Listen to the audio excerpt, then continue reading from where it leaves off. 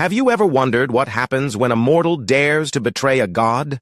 In the world of Greek mythology, such transgressions rarely end well. Today we explore one of the most tragic tales of divine love turned deadly. The story of Coronis, a mortal woman whose infidelity would cost her everything, and whose punishment would echo through the ages. In ancient Greece, the gods weren't distant, untouchable beings. They walked among mortals, fell in love with them, and sometimes destroyed them. The Greeks understood that divine love could be both a blessing and a curse. Their mythology served as both entertainment and warning, teaching lessons about hubris, loyalty, and the dangerous consequences of crossing the immortal powers that ruled their world. Our story begins in Thessaly, a region in northern Greece known for its rolling plains and powerful kingdoms.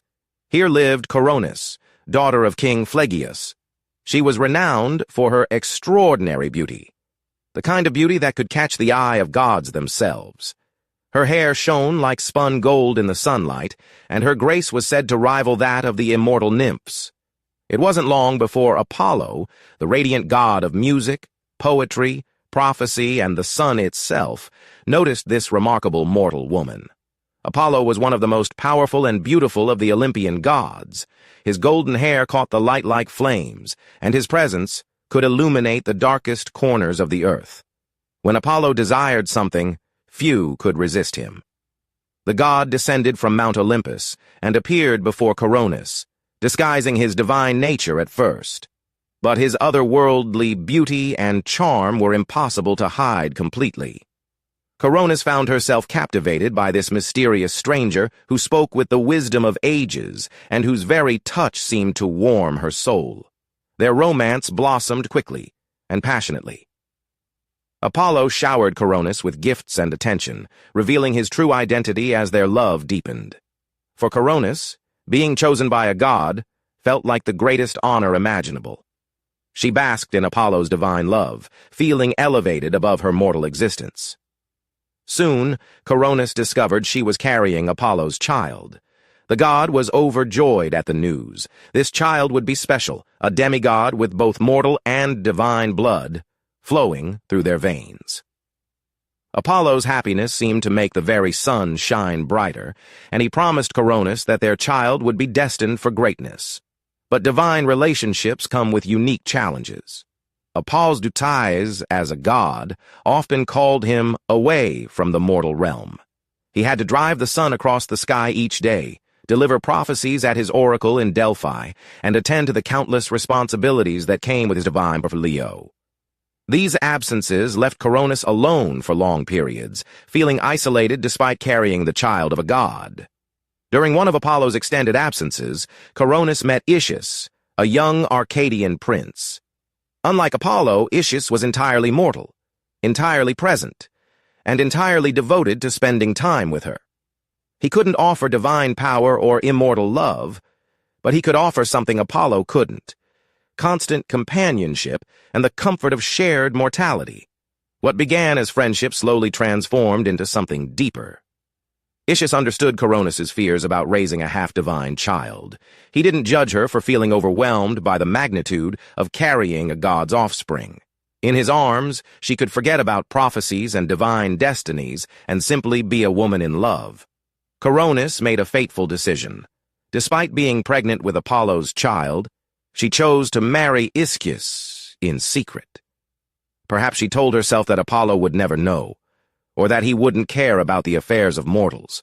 Perhaps she convinced herself that she deserved happiness with someone who could truly be present in her life.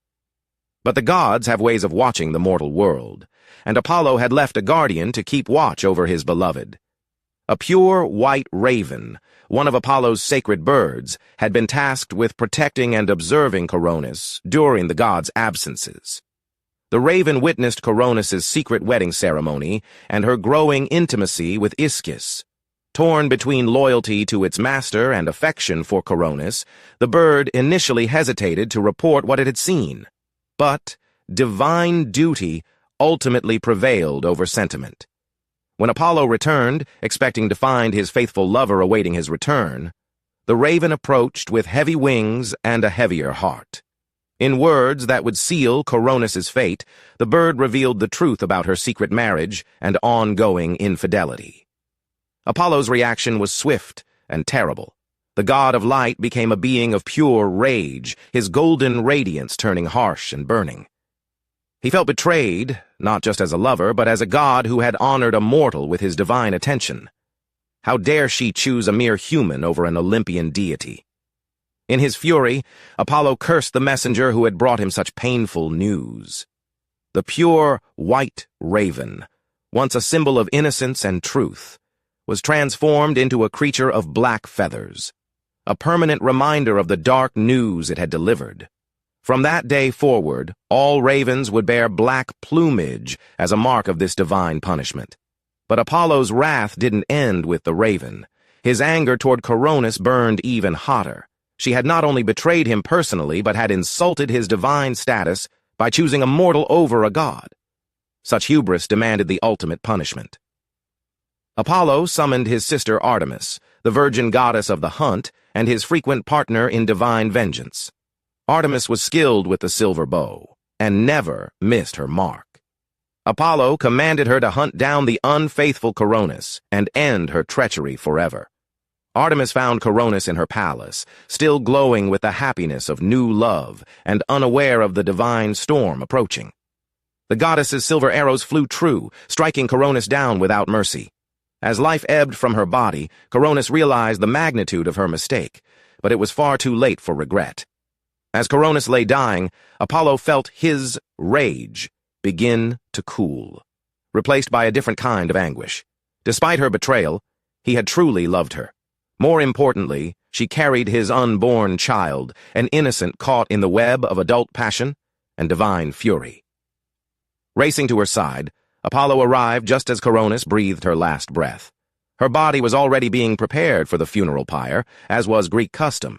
But within her womb, the god could sense his child still lived.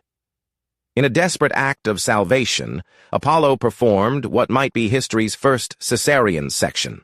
As the flames began to consume Coronis's body on the funeral pyre, he cut open her womb and rescued the unborn child, a son who would become Asclepius, the greatest healer in Greek mythology.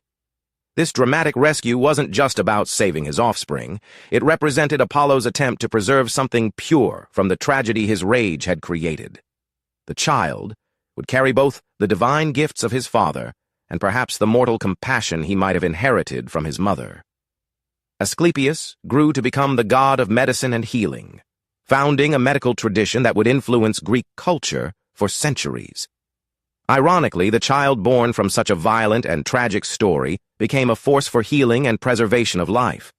The story of Coronis serves as a powerful reminder about the dangerous intersection of mortal desires and divine expectations. In ancient Greek culture, faithfulness wasn't just a personal virtue, but a cosmic principle. Breaking faith with the gods brought consequences that extended far beyond individual relationships. Coronis's tale also explores the complex nature of love itself. Was her love for Apollo genuine, or was she simply overwhelmed by his divine status? Was her attraction to Ischus true love, or merely a desire for normalcy and constant companionship? The myth suggests that love between mortals and immortals carries inherent challenges that may be impossible to overcome. The transformation of the white raven into a black bird reflects the Greek understanding that truth-telling, while necessary, can be painful and transformative. The messenger who brings bad news often suffers along with those who receive it. This myth has influenced countless works of art and literature throughout history.